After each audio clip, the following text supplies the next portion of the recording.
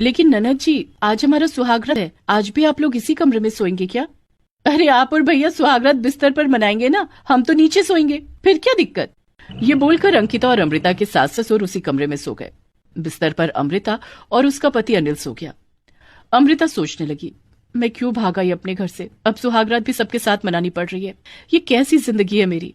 अनिल ने कहा, अमृता तुम सो जाओ। ये बोलकर अनिल सो गया। अमृता बहुत गुस्सा हो गई, लेकिन वो कुछ कह नहीं पाई। वो अमीर घर की लड़की है, उसे हमेशा एसी में रहना पसंद है। उसके बाथरूम में भी एसी की ठंडी ठंडी हवा आती थी। एक दिन रास्ते में अमृता की गाड़ी खराब हो गई, इसीलिए उसे ऑटो लेना पड़ा और उस ऑटो में अनिल भी था। जल्दबाजी में उतरते हुए अमृता अपना पर्स ऑटो में ही भूल गई। उसके जाने के बाद अनिल ने पर्स को देखा। अरे वो मैडम तो अपना पर्स भूल गई, मुझे इसे लौटाना पड़ेगा। अनिल अमृता को ढूंढने के लिए ऑटो से उतर गया और कुछ देर बाद उसे ढूंढ निकाला। मैडम आपका पर्स ऑटो में आप भूल गई थी। अरे मैं तो यही ढूंढ रही थी। आपका बहुत बहुत धन्यवाद। आज आप नहीं होते तो मेरा बहुत नुकसान हो जाता। और इसी तरह दोनों की मुलाकात हुई और दोनों एक दूसरे के प्यार में पड़ गए। अमृता ने प्यार का इजहार किया, लेकिन अनिल ने कहा, देखो अमृता, मैं गरीब हूँ, बस्ती में रहता हूँ, सिक्योरिटी गार्ड की नौकरी करता हूँ, तुम मेरे घर में नहीं रह पाओगी। लेकिन तब अमृता के सर पर प्यार सवार था।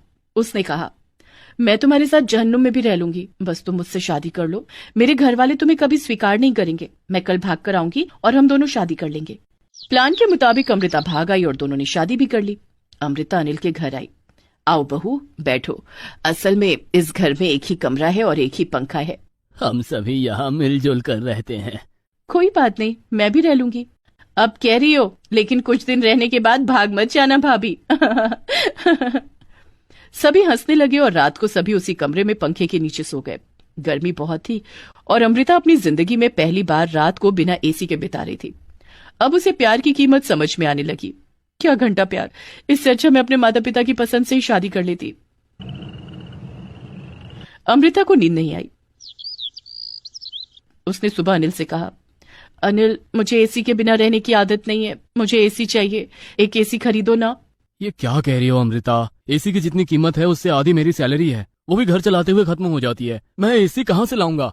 अनिल ने मना कर दिया। अमृता दुखी हो गई। उसने पूरा दिन कुछ नहीं खाया।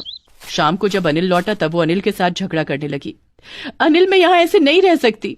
क्यों, एक दिन में सारा प्यार खत्म हो गया क्या? मैंने तो पहले ही कहा था कि मैं गरीब हूँ, लेकिन तुमको ही जल्द से जल्द शादी करनी थी। अच्छा, अब सब कुछ मेरी गलती है। ठीक है, मैं अभी के अभी घर छोड़कर जा रही हूँ। अमृता घर छोड़कर चली गई। अनिल के माता पिता दुखी हो गए। अंकिता ने कहा, मैंने तो पहले ही कहा था ये भाग जाएगी। अमृता मायके गई, लेकिन उसके पिता ने कहा, तुमने घर छोड़कर एक बस्ती के लड़के से शादी कर ली है, मेरे लिए तुम मर चुकी हो, निकल जाओ यहाँ से। मायके में अमृता को जगह नहीं मिली। वो रास्ते में भटकने लगी। भूख के चलते उसका सर चकरा गया और वो गिर पड़ी। उसका नसीब अच्छा था कि वहाँ उसी वक्त अनिल आ गया। अरे अमृता, यहाँ क्या कर रही हो? अनिल, मेरे पापा ने मुझे घर से निकाल दिया, अब मैं क्या करूंगी? अपने ससुराल चलो, वो भी तो तुम्हारा ही घर है। वहाँ बस एक पंखा है, मैं वहाँ नहीं रह सकती। अरे रास्ते से तो बेहतर है, चलो। अनिल अमृता को घर ले आया। अंकिता ने कहा, क्यों भाभी, आ गई फिर से? इस बार रह पाओगी ना? अंकिता ससुराल में रहने तो लग गई, लेकिन वो दिन ब दिन गुस्से वाली होने लगी। वो बात बात पर सबको सुनाने लगी। बहू, मुझे एक गिलास पानी देना, बहुत प्यास लगी है। मैं आपकी नौकरानी हूँ क्या? खुद ले लीजिए। ये क्या भाभी, अपने ससुर से कोई ऐसे बात करता है क्या?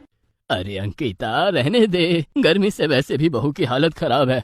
ऐसे ही अमृता सबके ऊपर चिल्लाने लगी। घर में तांडव शुरू हो गया। अनिल भी दिन ब दिन परेशान होने लगा। एक दिन उसके एक दोस्त ने पूछा, क्या बात है अनिल, आजकल तू बहुत परेशान दिखता है। अरे क्या कहूँ यार, बीवी को एसी चाहिए, इधर टेबल फैन खरीदने के पैसे नहीं है। तू भी ना यार, अमीर घर की लड़की से शादी कर ली, तुझे ये सब पहले सोचना चाहिए था। इसी तरह दिन बीतने लगे। एक दिन अमृता के ससुर ने न्यूज़पेपर में पढ़ा, किडनी की जरूरत है, एक किडनी के बदले 50,000 रुपए मिलेंगे। अरे वाह, 50,000 में एक अच्छी एसी आ जाएगी। वो किसी से कुछ ना कह के घर से निकल गए। सही एड्रेस पर पहुंचकर उन्होंने अपनी एक किडनी बेच दी और उन पैसों से एसी खरीद कर ले आए।